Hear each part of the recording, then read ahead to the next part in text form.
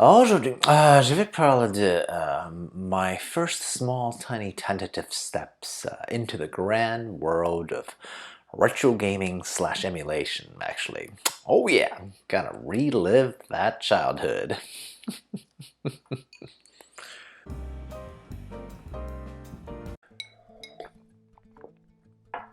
Hey, XenPuck here. I am back from my birthday break and my long vacation. You know, I only talk about what my easy retired life brings me, and recently it's this parallel universe of, well, retro gaming. Okay, so let's first define that term, right?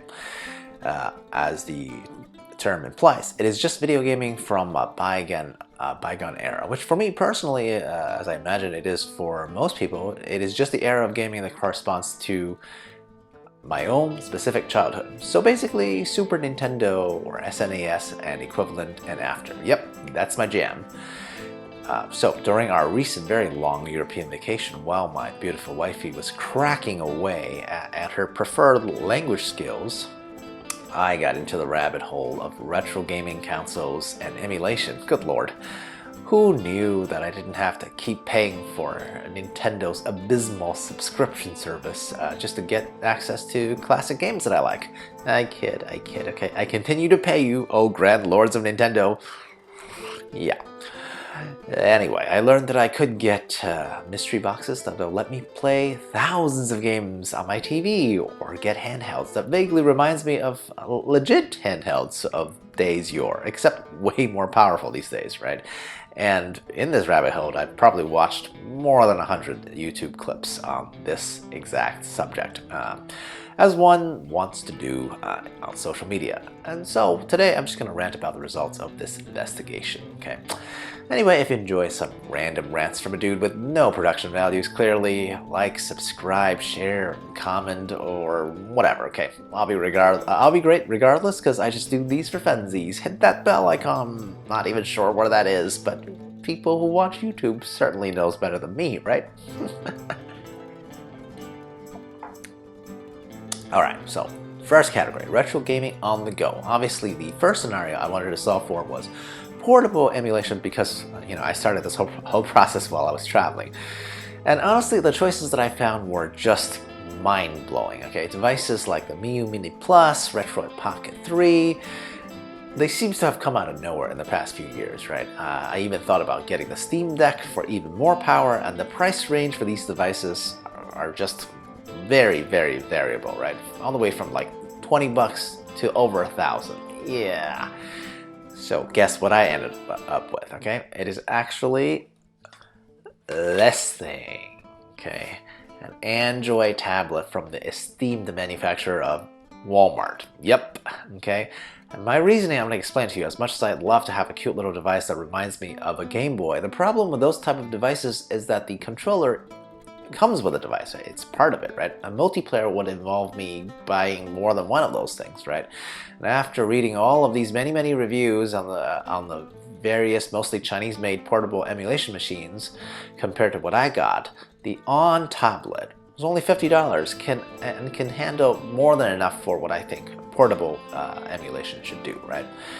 The screen size is 7 inches. It's quite big, but because it doesn't come with controls on it, it's still portable enough for what I needed it for, which is really long plane rides, not actual commutes, right? Since I am retired, so I don't have a commute. Since I'm not actually using the portable device on the go from a day-to-day point of view, I don't need pocketability of the kind of more Game Boy-like devices, right? Instead, I love how these small tablets, they'll let me hook up to 2 different Bluetooth controllers, so I can play, let's say, Mario Kart or a puzzle game or some other arcade action game with my wifey while we're stuck on, let's say, an 8-hour international flight, right? What can I say? I definitely did not end up where I thought I would be when I started looking in this field. I mean, this whole setup, a small tablet like what I got, and 2 controllers from 8-bit do together comes out to still less than $100. That is an amazing, amazing deal. Now, category 2, right? Retro gaming that I can get on my television. Now, this whole use case was caused by the various consoles that I started seeing popping up on my Amazon recommendations, right? They were promising tens of thousands of games, right? All of my childhood in the same device on a regular TV. My God. And the ceiling for these devices are actually a bit lower. It only, I think, goes up to $300 or $400, right?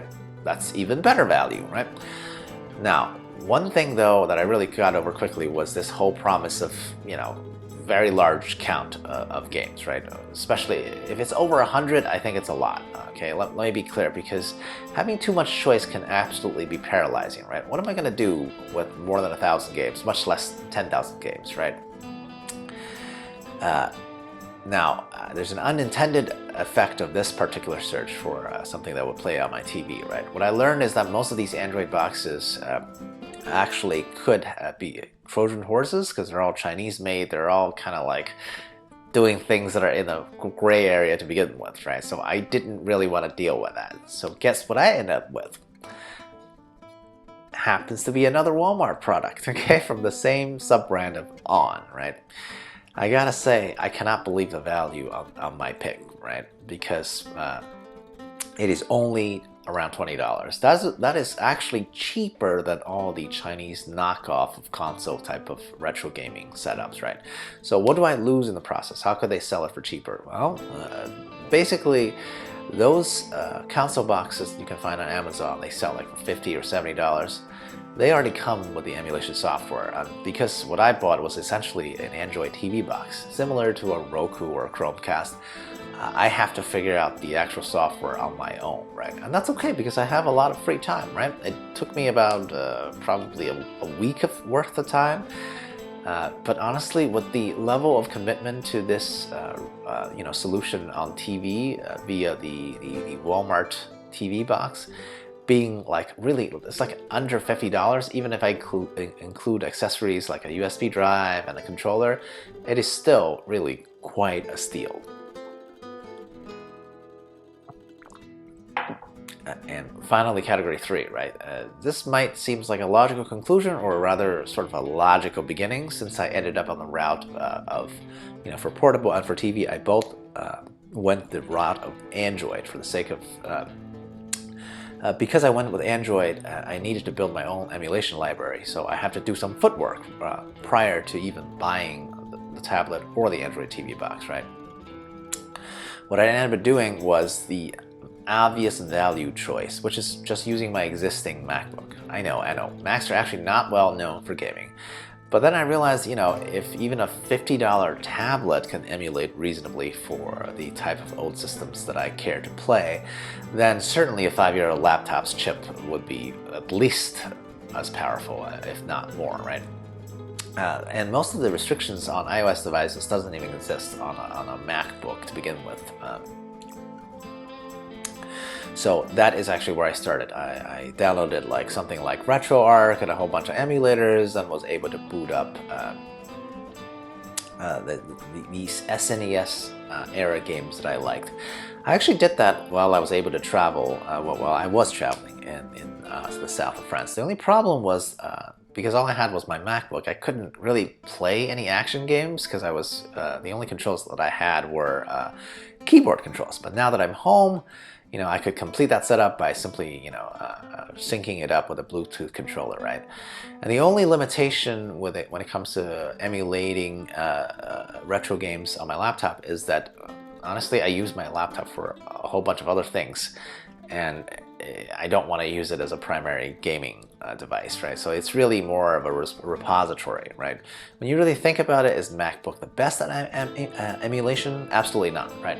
But since I'm just beginning this hobby, is it a good enough start? Absolutely yes, still. Okay. Yeah, so in conclusion, am I done with my retro gaming setup? No. Okay, there are many other options, right? I've gotten something like Web Arcade, which is browser-based retro gaming, working on both my iPhone and my iPad. And I haven't really quite given up on my dream of maybe getting a Steam Deck, right? Which is a little expensive at the $400 mark, but it's essentially a 3-in-1 kind of deal, right? Because the Steam Deck is an emulation powerhouse, but it's also a reasonable, powerful next-gen console where I could play newer games like Street Fighter 6. But it also serves as a straight-up Linux PC, right? So that'll basically let me expand my world a little bit further than the kind of self-sequestered, Apple world that I've been in. So who knows? Maybe I'll spring for it, or maybe I'll actually use some time to devote to some of these long-forgotten classic SNES games that I've been aiming to actually play, right, now that I have my setup. And the fact that I can play it on 5 additional devices compared to like 2 weeks ago. So what kind of classic games would you start up on in this day and age? Now, personally, I'm leaning towards some old Zelda games. So let me know in the comments if you have your picks, all right? So yeah, thanks. Cheers. I'll approach it.